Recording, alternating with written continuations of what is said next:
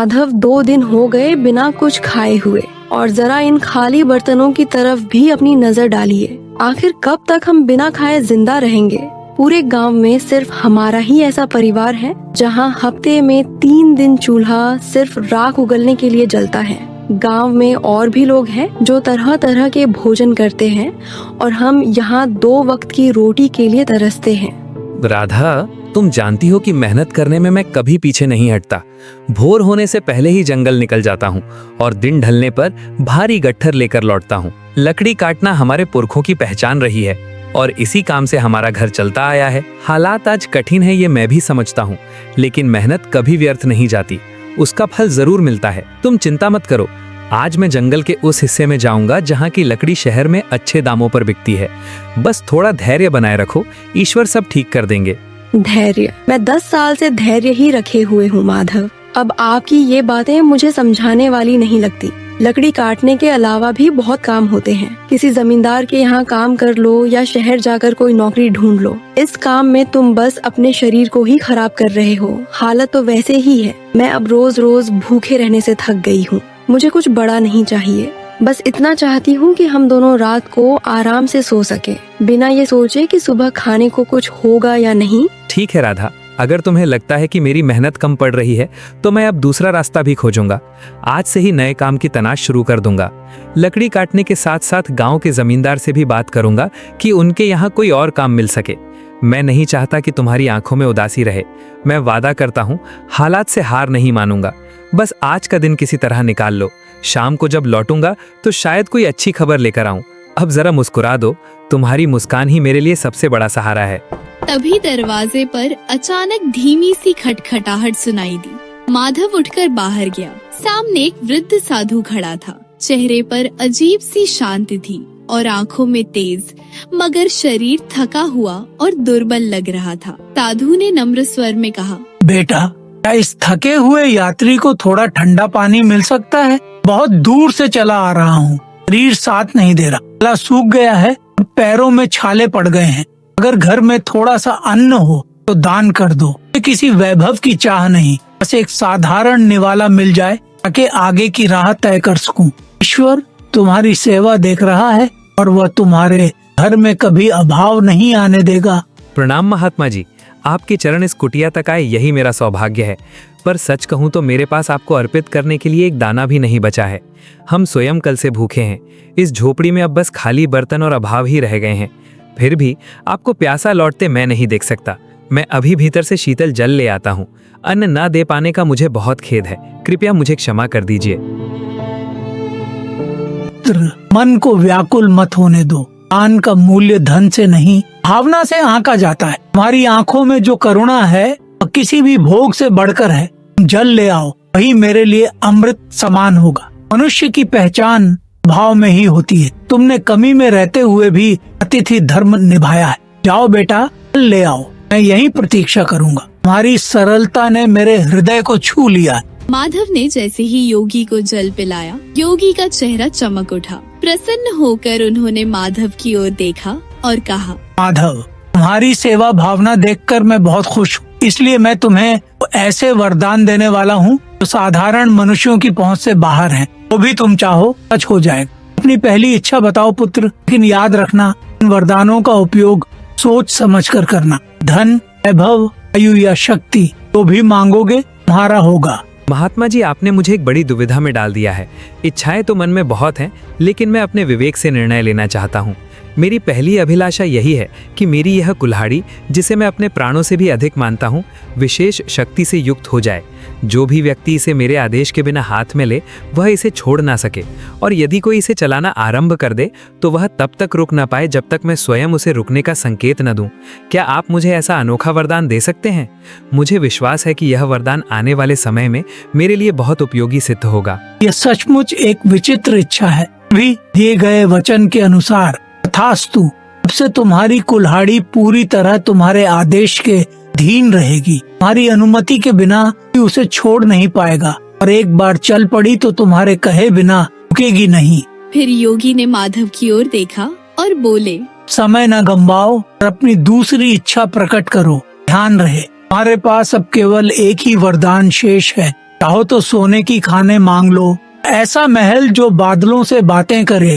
संसार की हर सुख सुविधा तुम्हारे चरणों में आ सकती है, बस एक बार मन से जो चाहो कहो, चमत्कार होते देखो। महाराज, दूसरी इच्छा के लिए मैं इस जर्जर सी लकड़ी की कुर्सी को चुनता हूँ। मेरी अभिलाषा यही है कि जो भी व्यक्ति एक बार इस पर बैठ जाए वह मेरी अनुमति के बिना वहां से तनिक भी ना हिल सके। वह इस कुर्सी से ऐसे बंध जाए जैसे पत्थर पर खींची गई रेखा। चाहे सामने वाला कितना ही शक्तिशाली क्यों ना हो, मेरी आज्ञा के बिना उसका उठ पाना असंभव हो जाए। यही मेरी दूसरी प्रार्थना है। मुझे पूर्ण विश्वास है कि आप इस विचित्र इच्छा को भी अवश्य पूरा करेंगे। माधव, तुम्हारा सोचने का तरीका किसी साधारण व्यक्ति जैसा नहीं है। यही कारण है मैं तुम्हें वरदान दे रहा हूँ। ध्यान रखना, वरदान तभी प्रभावी होते हैं जब उनका इस्तेमाल सही समय और विवेक के साथ किया जाए।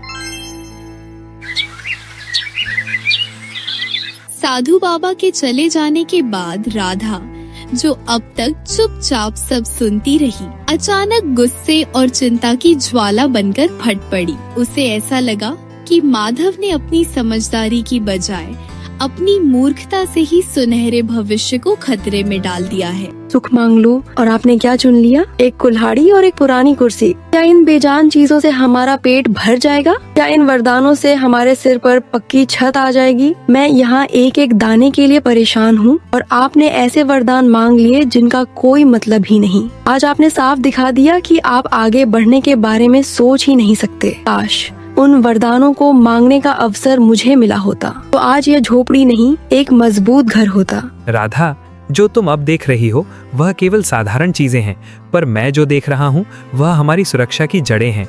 कभी कभी सीधे मांगी गई संपत्ति टिकती नहीं, लेकिन बुद्धि और समझ से बनाई गई चीजें हमेशा साथ रहती हैं। तुम मुझ पर भरोसा रखो, ये 2 वरदान हमें वह सब कुछ देंगे जो तुम चाहती हो। जो मैंने मांगा है उसके पीछे गहरा रहस्य छिपा है, जो समय आने पर तुम्हें समझ आएगा। फिलहाल शांत रहो, क्योंकि आने वाला समय हमारे लिए बड़ी चुनौतियां और नए अवसर लेकर आएगा। पत्नी के तानों शब्दों से आहत होकर माधव अपनी पुरानी कुल्हाड़ी कंधे पर लटकाए बलरामपुर के घने और भयावह जंगल की ओर चल पड़ा। दोपहर की तेज धूप पेड़ों की घनी छांव को चीरती हुई धरती पर उतर रही थी। माधव आखिरकार एक प्राचीन बरगद के पेड़ के नीचे बैठ गया। उसका मन बेचैन था और पेट में भूख की जलन लगातार बढ़ रही थी। भीतर ही भीतर वह सोच रहा था कि कहीं उसने वरदान मांगते समय कोई भूल तो नहीं कर दी। हे भगवान, क्या मेरी किस्मत में हमेशा ठोकरें ही लिखी हैं? राधा सही थी। अगर मैंने उस महात्मा से सोने या धन की मांग की होती तो कम से कम आज मुझे इस तरह भटकना नहीं पड़ता। पेट में एक दाना तक नहीं, और जंगल में सूखी लकड़ियां भी अब मुश्किल से मिल रही थीं। ऐसा लग रहा था जैसे हर पेड़ मेरी गरीबी का मजाक उड़ा रहा हो। भीतर ही भीतर वह सोच रहा था कि अब घर लौटूं तो किस मुंह से जाऊंगा। वहाँ तो सिर्फ खाली बर्तन और राधा की टिप्पणियां ही उसका इंतजार कर रही थी। तभी झाड़ियों के पीछे से एक विचित्र बुजुर्ग व्यक्ति बाहर निकला और चेहरे पर एक अजीब रहस्यमय मुस्कान थी। वह धीरे धीरे माधव की ओर बढ़ने लगा। माधव ने गौर किया कि उसके कदमों की आहट किसी सामान्य इंसान जैसी नहीं थी। जब उसने नीचे देखा तो उसकी सांसें थम गईं। उस बुजुर्ग के पैर साधारण मानवों जैसे नहीं थे। वे अजीब आकार के और जमीन से हल्के उठते हुए लग रहे थे, जैसे किसी रहस्यमय प्राणी के हों। अरे ओ युवा, इतना उदास और अकेला इस वीराने में क्यों बैठा है? तुम्हारी आहें तो इस जंगल के हर पत्ते को भी झलसा रही हैं। क्या बात है? क्या तुम्हारी पत्नी ने तुम्हें डांट दिया है, या ये गरीबी का साया तुम्हारा पीछा नहीं छोड़ रहा? देखो, मैं इस जंगल का बहुत पुराना निवासी हूँ। मैं लोगों के दुखों को महसूस कर सकता हूँ। तुम्हारी हालत देखकर मुझ पर दया आई है। अगर तुम चाहो तो मैं एक झटके में तुम्हारी सारी दरिद्रता दूर कर सकता हूँ। बस मेरी एक छोटी सी शर्त माननी होगी।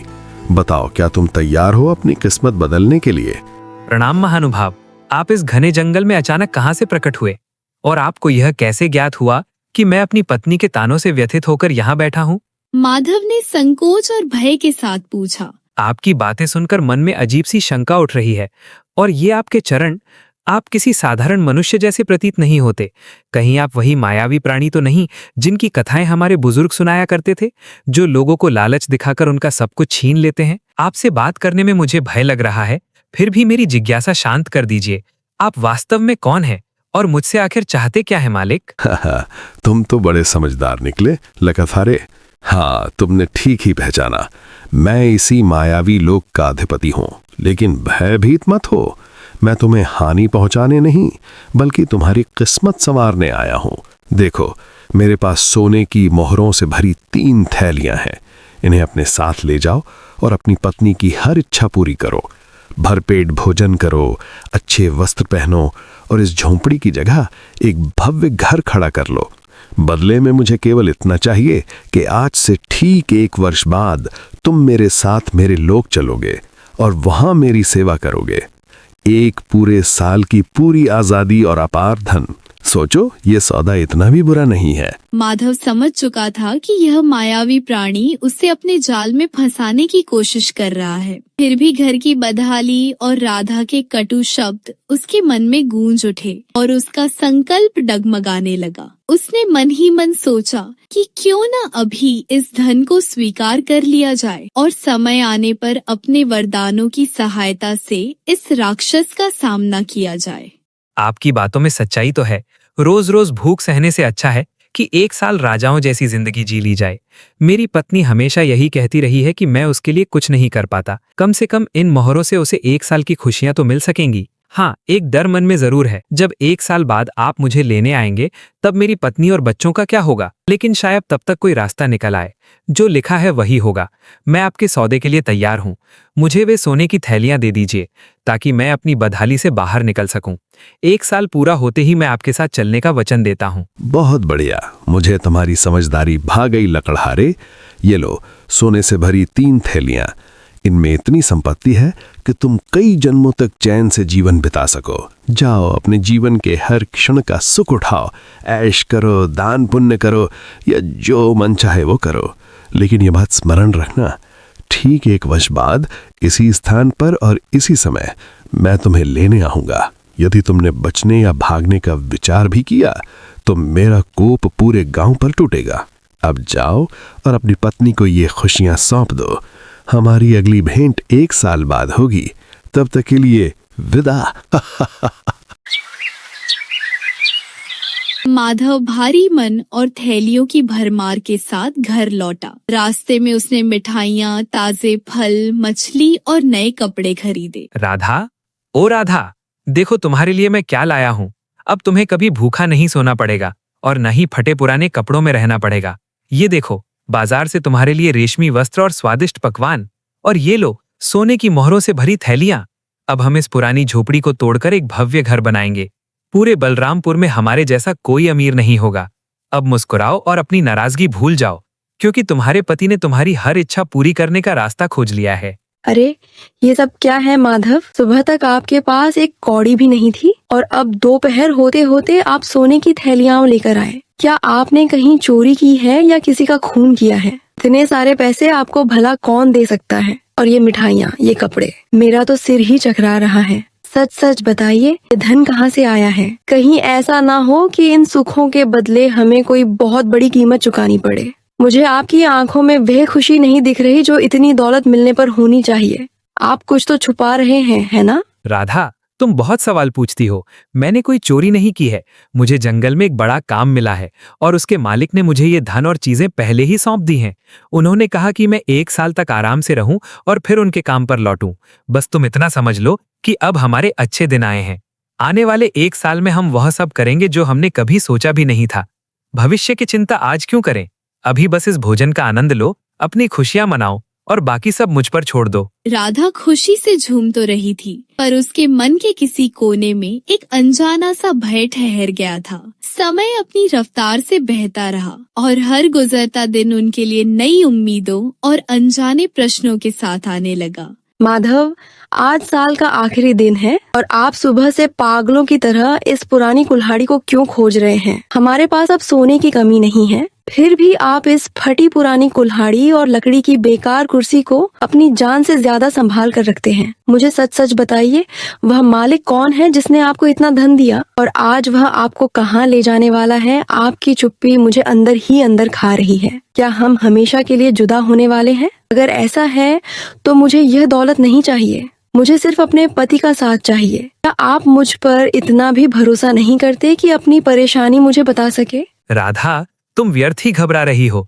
मैंने तुम्हें पहले भी कहा था कि सब कुछ वक्त आने पर ही समझ आएगा। आज वही समय आ गया है। जो धन हम पिछले 1 साल से इस्तेमाल कर रहे थे वह साधारण नहीं था। इसे पाने के लिए मैंने अपनी जान का बड़ा जोखिम उठाया था। लेकिन चिंता मत करो, मैंने जो 2 वरदान उस महात्मा से लिए थे वे आज हमारी सुरक्षा करेंगे। तुम बस इतना ध्यान रखना कि जब वह अतिथि आए तो घर के अंदर रहना और बाहर मत निकलना। आज मैं दिखा दूंगा कि किस तरह एक साधारण इंसान अपनी बुद्धि से सबसे बड़े मायावी को भी मात दे सकता है। तो मुझ पर भरोसा रखो और प्रार्थना करती रहो। वह बूढ़ा अब अपने असली रूप में प्रकट हो गया था। एक विशालकाय राक्षस जिसकी लंबी सींगें आसमान छू रही थी। लकड़हारे, समय समाप्त हुआ। देखो, मैं अपना वादा निभाने आया हूँ। तुमने 1 साल तक मेरे धन पर खूब ऐश किया, स्वादिष्ट भोजन किया और ऐशो आराम भोगा, लेकिन अब भुगतान का समय आ गया है। उठाओ अपनी कुल्हाड़ी और मेरे पीछे चलो, मेरे नरकलोक की ओर। वहां तुम्हें अनंत काल तक मेरी सेवा करनी होगी। अब देर मत करो, मेरी भूख बढ़ रही है और मुझे इंसानों को तड़पाते हुए बहुत आनंद आता है। क्या तुम तैयार हो मेरे साथ जाने के लिए, या मुझे तुम्हें जबरदस्ती घसीट कर ले जाना पड़ेगा? अपनी पत्नी से विदा ले लो, क्योंकि अब तुम उसे दोबारा कभी नहीं देख पाओगे। प्रणाम मालिक, आप पधार गए। मैं तो आपकी ही प्रतीक्षा कर रहा था। भला मैं अपने वचन से कैसे पीछे हट सकता हूँ? आपके साथ चलने के लिए मैं पूर्ण रूप से तैयार हूँ। आखिर आपने मुझे पूरे 1 वर्ष तक राजाओं जैसी जिंदगी दी है। बस प्रस्थान से पहले मेरी एक छोटी सी विनती है। देखिए, मैंने अपने बच्चों के लिए सर्दी से बचाव के लिए काफी लकड़ियां इकट्ठा की हैं, ताकि मेरे जाने के बाद उन्हें ठंड न सताए। अब केवल कुछ ही मोटे कुंदे शेष रह गए हैं जिन्हें काटना बाकी है। यदि आप अपनी महानता दिखाते हुए अपनी दिव्य शक्ति से इन 2-4 लकड़ी के कुंदों को चीर दें तो मेरा मन निश्चिंत हो जाएगा और मैं बिना किसी चिंता के आपके साथ चल सकूंगा।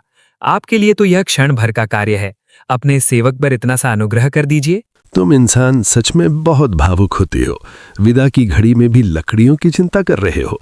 लाओ इधर ये खिलौने जैसी कुल्हाड़ी। देखो मैं इसे कैसे एक ही प्रहार में चूर प्रणाम कर देता हूँ। ये लो एक बार और ये लो दूसरा बार। अरे, ये कैसा अनर्थ हो रहा है? ये कुल्हाड़ी मेरे हाथों से अलग क्यों नहीं हो रही?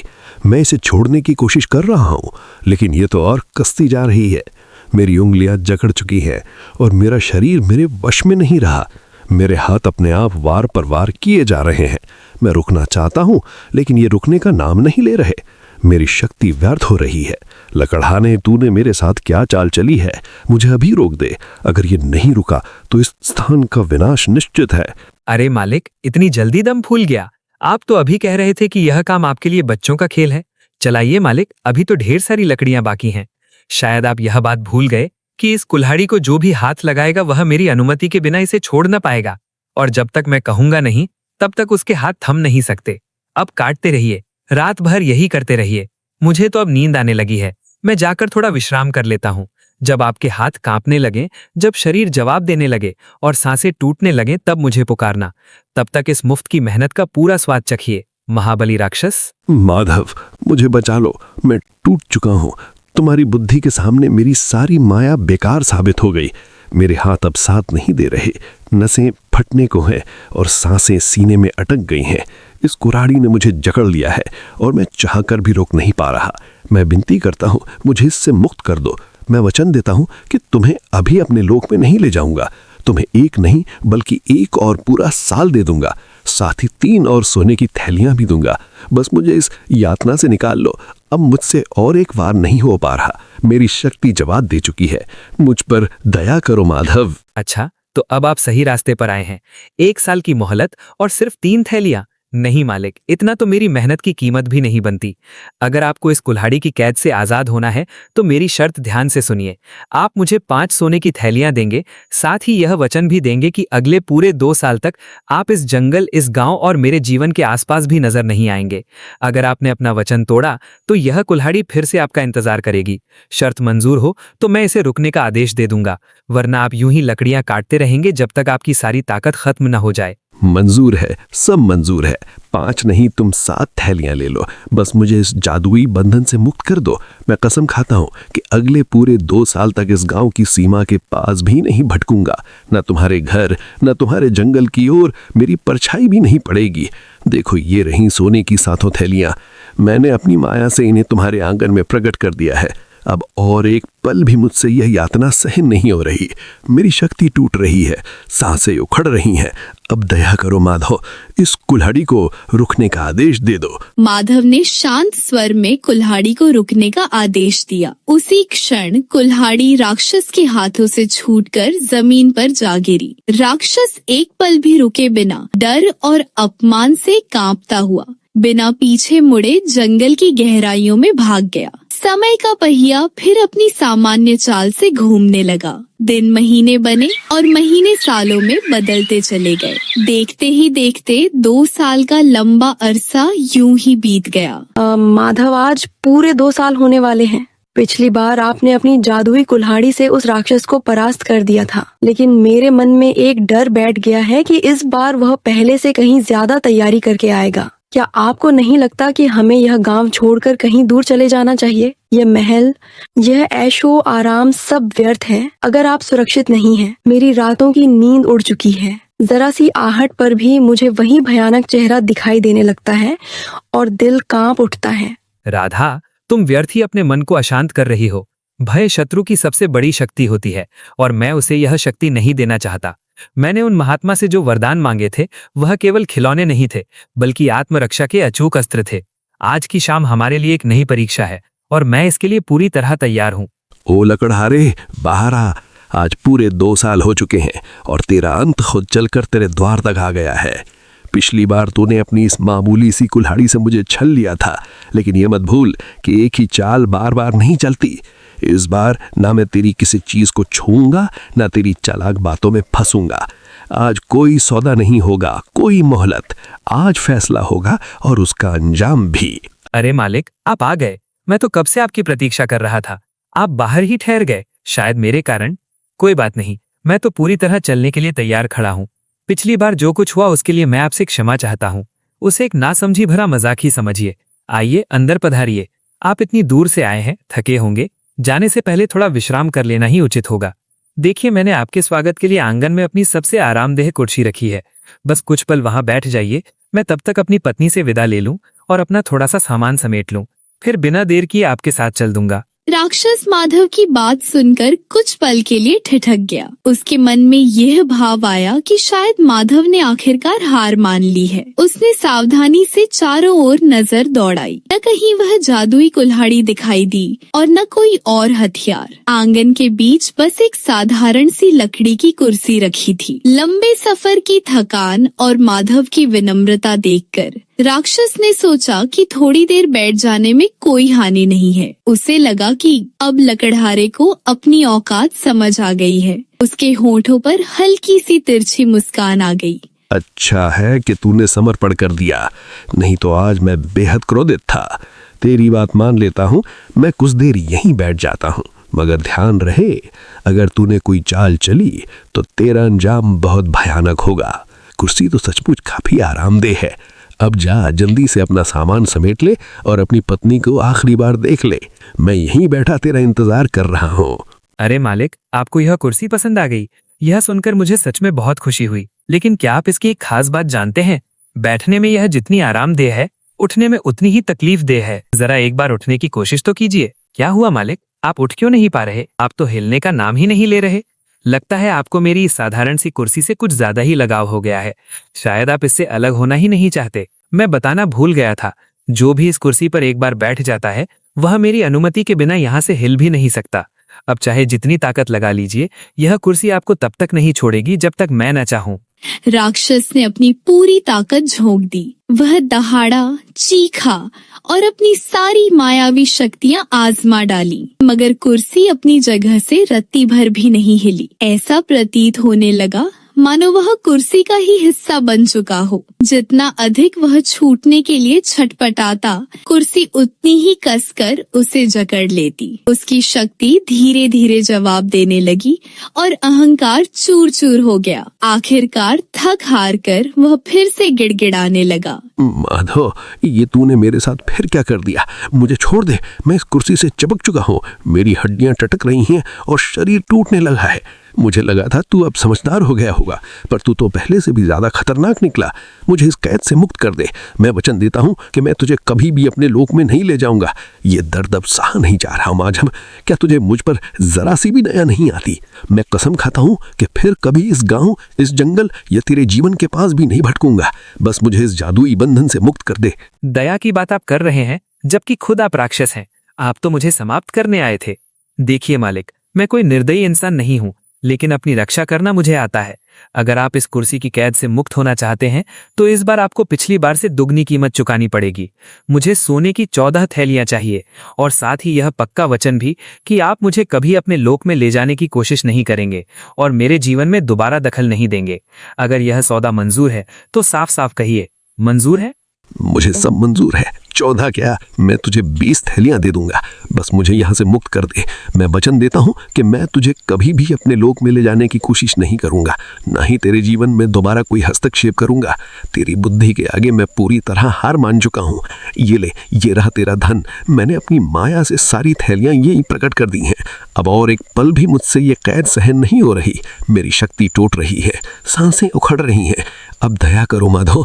माधव ने जैसे ही आजाद कह दिया, राक्षस स्प्रिंग की तरह कुर्सी से उछला और बिना पीछे मुड़े जंगल की गहराइयों में गायब हो गया। इसके बाद वह कभी लौटकर नहीं आया। माधव उस धन से अपने गांव का सबसे अमीर आदमी बन गया। उसकी सादगी, धैर्य और चतुराई ने एक महाबली राक्षस को भी परास्त कर दिया। बलरामपुर में खुशियों का दौर लौट आया और माधव की यह कहानी युगों युगों तक सुनाई जाने लगी कि कैसे एक साधारण लकड़हारे ने अपनी बुद्धि और साहस के बल पर भाग्य बदल दिया। अगर आपको यह कहानी पसंद आई हो तो लाइक जरूर करें, इसे अपने दोस्तों के साथ शेयर करें और अपनी राय कमेंट में बताएं। आपका समर्थन हमें और भी मजेदार और प्रेरणादायक कहानियाँ लाने की प्रेरणा देता है, तो सब्सक्राइब करके हमें मेहनत जारी रखने का हौसला दें। Thanks for watching.